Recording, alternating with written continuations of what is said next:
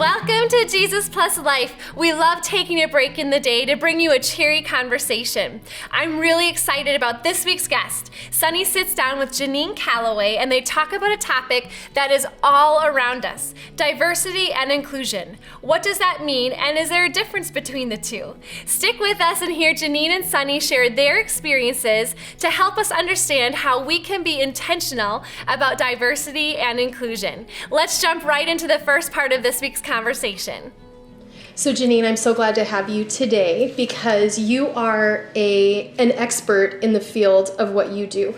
And so you came with questions for me, but I'm going to probably throw a lot of them back at you because I've learned so much from you. So you help our community, you help your company, and really you help different people groups, I think, all over our city to understand diversity and inclusion. And so today we want to talk about that because I think it's not okay to just be naive to these words and the concepts. Sure. So I already know you were going to ask me, and I'm going to just beat you to it. Okay. What is the difference between diversity and inclusion? Sure. So I think diversity is everywhere. Like I think people understand what is a diverse situation, what does a diverse group look like, what does diversity of thought look like. But what I don't think people really pay a lot of attention to and sometimes adapt to is this idea of how do you ensure that you're being inclusive of the diversity that does exist. And that can show up in so many different places, whether that be the workplace or your neighborhood picnic to your church and how your church functions. So I've really had some great deep conversations with people around the concept of inclusivity and what does that mean through the person that is being impacted by the decision or experiencing the situation. What does that truly mean? So you've said, and we heard someone recently say that diversity is being invited to the party, but inclusion is being asked to dance. So we can be diverse, Sure. and we can have diversity in the people we work with, but when we all go out to lunch, does a diverse group of people get asked to go to lunch together? Absolutely. Or do we separate at that point and go, yeah, we've got diversity in our company, but we don't actually hang out with people that are different than us, that look different, even that think different. So, right now, inclusion is a hot word. I think especially in the business sector, what does that include? What does that encompass that we're talking about? Because this is not just race, although it is race. Sure. What else does it include? Absolutely. So I think it's whatever makes us different. So I think about, so whether it's in the workplace, when you think about when you bring different perspectives into the workplace, so whether it's someone from a different industry, so that's the space I work in. I work in the talent space, and so organizations are trying to diversify what they look like and what their talent is made up of. And those individuals come from different industries. They can also come from different countries, different even social economic background, the way they were raised. And so when they come into the workplace, how do you include them in conversations and spaces that maybe others aren't part of? So I think about a situation that involves being invited to lunch. I mean, literally being invited to lunch. And I was so excited, and I was new to this organization. This was several years ago, new to the organization. I was invited to go to dinner before my first day of work, and it was with the entire leadership team, and I was so excited to finally meet everybody. I get there, and everyone is talking to everyone but me, but yet the dinner was for me. Wow. And so, and what's interesting though, Sonny, is that I don't think it was intentional. I don't think they didn't talk to me because they didn't want to include me. It was just, I think sometimes people, they think as long as diversity exists, inclusion will happen. And the reality is that I think is more difficult, and you have to be more intentional when you're trying to be inclusive. Yes. There are so many quotes and one-liners to pull from this conversation that really need to stick with us. Jenene said, Be inclusive of the diversity that does exist around you. What does that mean? Sonny broke it down by saying, diversity is being invited to the party, inclusion is being asked to dance. Have you ever been invited to something but then still felt left out? Jenene shared her experience in the workplace of being invited to a company dinner. And when she got there, everyone was talking to everyone but her. It may not have been intentional, but it happened. So be intentional when trying to be inclusive. If you have a diverse group of people in your workplace or your mom's group or your church, don't pat yourself on the back just yet. Does everyone in the group feel included? If not, that is the area you need to intentionally work on. Inclusivity does not just happen. You have to be intentional about it. Let's keep moving in this conversation as Sonny talks about diversity in the workplace.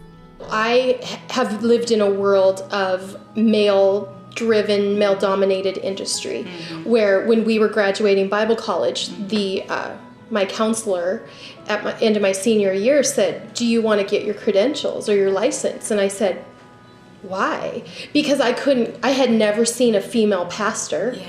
So I was like, well, why? And I'm like, and is that allowed? She's like, of course, because I thought, well, maybe it's allowed if you go on the mission field, because then you're a nurse. I mean, this is only 20 years ago, but I was like, oh, I guess they go in, but I don't want to be a nurse or a school teacher overseas, because then you can be used by God as a female.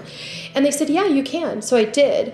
But then I was the only female youth pastor, fast forward 12 years from that point. So that was different. I always enjoyed being around men. One, even in high school, I felt like there was less drama. I'm like cool with it. But I can always tell when it's a group of men that know me and know that we can converse about the same topics, the same work, the same ministry. And then it's always when I'm new somewhere, where the men, it's kind of like, okay, why is she here? But you know what? I've had more awkward times with females than with males. So don't you think that on the topic of diversity, but especially inclusion, it's not even the people you expect who don't get it. It's actually it's shocking, and then it's more hurtful. So often I would have women who'd be like, oh, at the pastor's thing we're at, do you want to go shopping with us ladies to the ladies' brunch?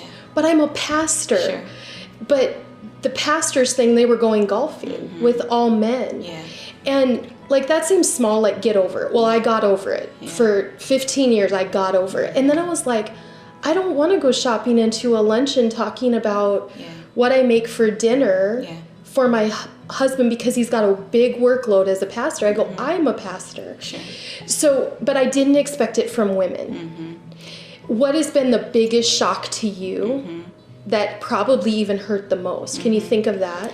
Absolutely. So I want to go back to an earlier comment that you said, and you said that you really didn't see women who were pastors. Like you never saw examples of that. And I think I go back to being intentional, right? And so I think it's important for underrepresented groups to see people who look like them doing the things that they want to do.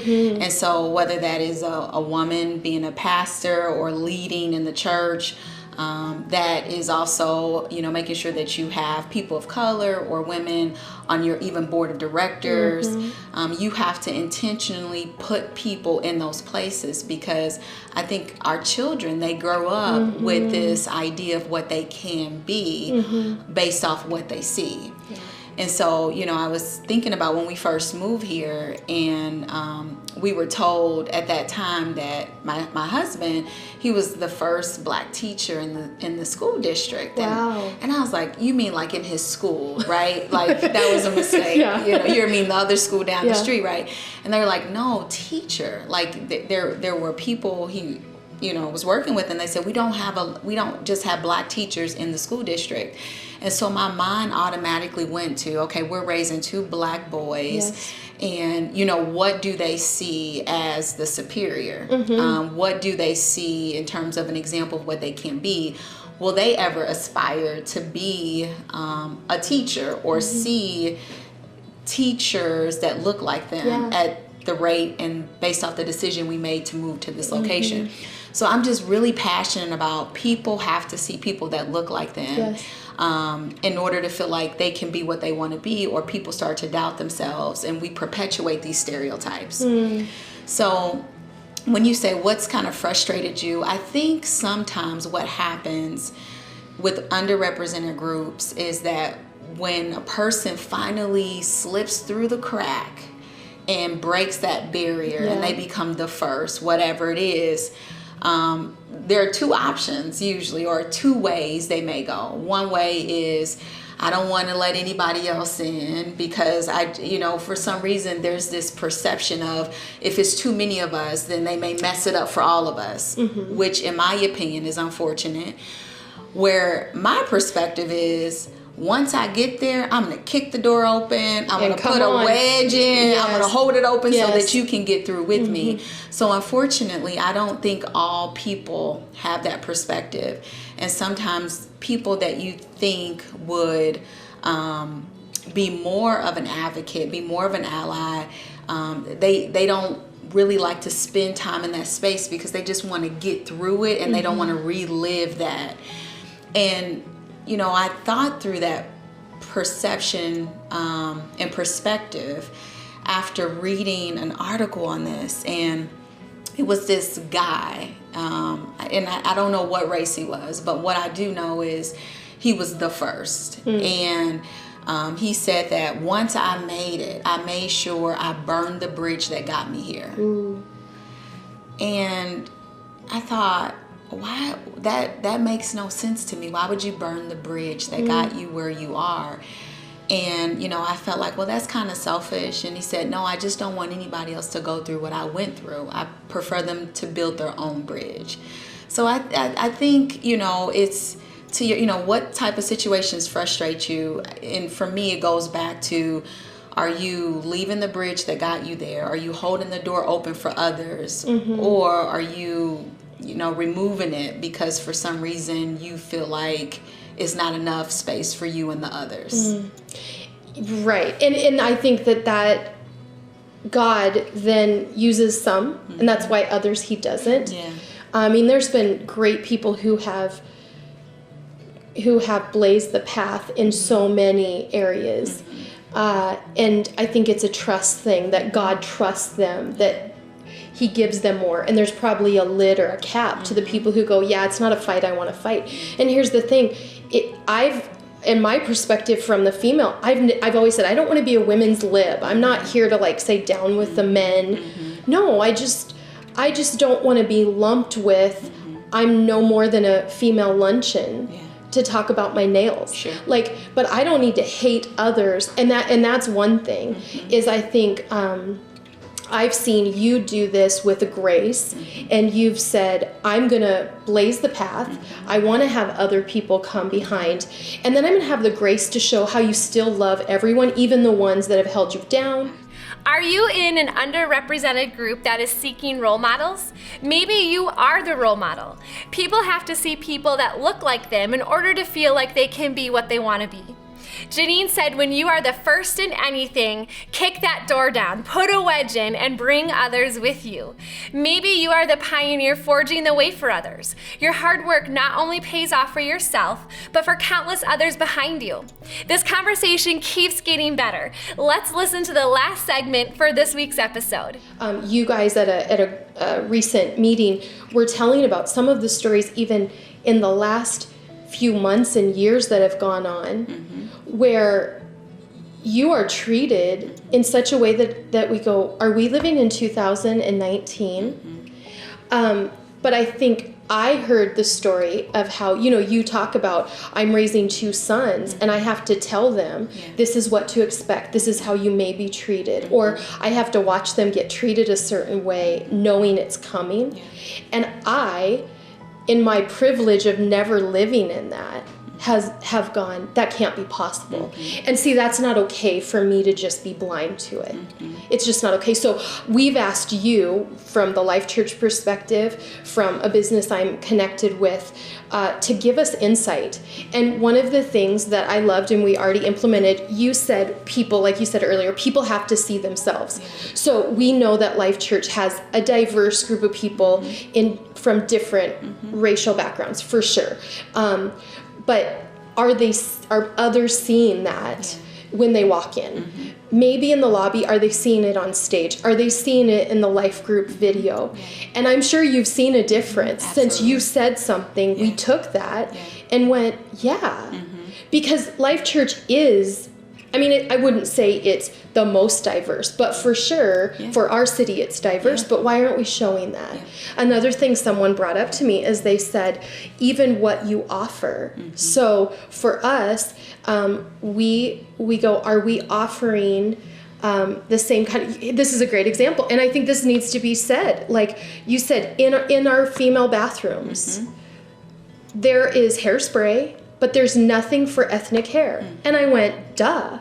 Like, now the hairspray is donated from a salon, and I was like, cool, it's free, and they keep bringing it and advertise their salon. But I never once thought about that. Why? Because I'm naive to that. But that doesn't mean it's okay. And now that you told me, I have to make plans for that. And so, and because what you had said is because, or someone that was talking, is that speaks volumes. That we expect you to be here. Yeah, absolutely. And it's another form of inclusivity, right? Where people feel like, okay, I can benefit the same way as others in this situation. And, you know, I think about many conversations that I've had around, so within my employer, we have what we call business resource groups. And, you know, the first business resource group was for women, right? So it's a business resource group for women. And we have, you know, a business resource group for those with disabilities and, you know, multicultural. We also have one for African Americans. So we have several of these business resource groups, and so do other employers. And so one of the topics that often comes up is, well, aren't these groups really more divisive, more exclusive? Don't they actually create more division? I'm glad you're bringing this up. So speak to that. Yeah, absolutely. And, you know, that's a question I think a lot of people have. Like, why do we need a women's group? And I mean, you can even use it from a life group perspective. Why do we need women life groups, right? And we can just go on and on and on. And those that aren't married, why do we need marriage life groups? And so the way that I explain it when I talk to people is that people need support systems when they aren't getting what they need from the majority, right? When systems in which we operate in and work in don't really benefit us or inclusive of our needs, these are support groups, right? And so, you know, I think there should be women's support groups in workplaces, especially when women still don't represent. Our numbers are not great when it comes to corporate America in senior level positions. Board, CEOs, we're just not there. So there has to be support around that to help women continue to elevate and truly live their God-given purpose. And so, you know, for me, I'm part of several groups, and one of the groups, you know, is African American. And really, I'm looking for young African American professionals to say, hey, I'm here. And I did it, you can. But without those support systems, people don't see people that look like them.